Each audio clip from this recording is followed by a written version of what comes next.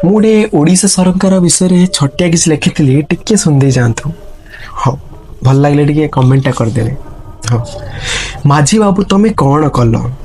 ମାଝୀ ବାବୁ ତମେ କ'ଣ କଲ? ସର୍ବଦା ମିଛ ପ୍ରତିଶ୍ରୁତି ଦେଇ ଚାଲିଲ। ଛାତ୍ରବୃତ୍ତି 16,000 ଜାଗାରେ 12 ଦେଇ ଭୁଲେଇ ଦେଲ।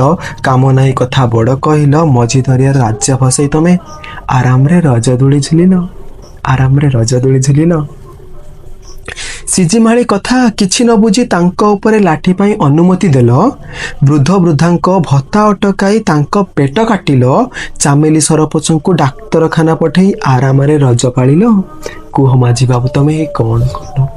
କୁହ ମାଝୀ ବାବୁ ତମେ କ'ଣ କଲ? ଏତିକିରେ ଶାନ୍ତି ହଉନି ଯଦି ରାଜ୍ୟଟାକୁ ଦିଅ ବିକି। ଜନତା ମରନ୍ତୁ, ତମର କିଛି କ'ଣ ଫରକ ପଡ଼ିବ କି? ଖାଦ୍ୟ ବ୍ୟବସ୍ଥା ହେଇଯିବ ତମର, ଟେନସନ୍ ନେବ କାହିଁକି? ଟେନସନ୍ ନେବ କାହିଁକି? ଆରେ ରାଜନୀତି ଯଦି ଜାଣିପାରୁନ, ନବୀନ ନିବାସ ଯାଇ ଟିକେ ଶିଖି ଆସୁନ। କାହିଁ ସାଧାରଣ ଜନତାକୁ ଦଉଛ ଏତେ ଟେନସନ୍? କାହିଁ ସାଧାରଣ ଜନତାକୁ ଦଉଛ ଏତେ ଟେନସନ୍? ଯଦି ଭଲ ଲାଗିଲା ନିହାତି କମେଣ୍ଟ କରିବେ।